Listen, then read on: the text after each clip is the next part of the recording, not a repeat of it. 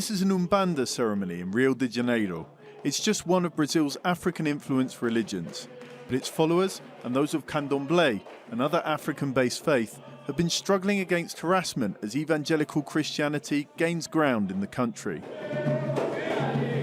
It can run from discrimination from family members to abuse in the street where they wear clothes to their religion, to worse.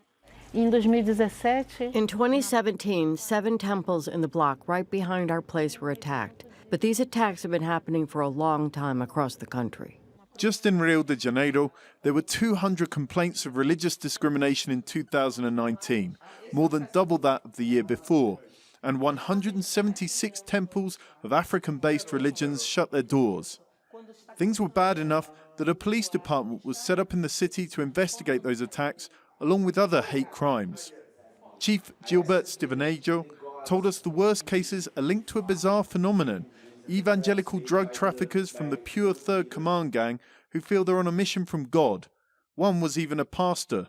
Some of the bosses then started saying, I do not want African religions being practiced here anymore because they belong to the devil. And they started ordering other criminals to get inside of those temples and tell people to stop their rituals, stop wearing their ritual clothes and everything. Many of the times they call themselves the criminals of God, soldiers of Jesus. That's a name they choose for themselves. I'm sure that really religious people won't accept it. Stivanello emphasizes that after work from his department, attacks have gone down.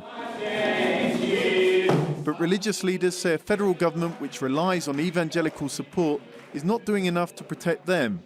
There's a sense that authorities have been slow in condemning intolerance and violence against religions like Umbanda, and that's only encouraged more attacks. For many, like LUCIA XAVIER, there's a racial element too. This is basically a way of breaking black people's legs. These temples are places of empowerment, welcome and care. As black people become stronger, these institutions will face more attacks. The fight's on to preserve beliefs that for some Brazilians are as much part of their identity as sand and sea. John Holman, Jazeera, Rio de Janeiro.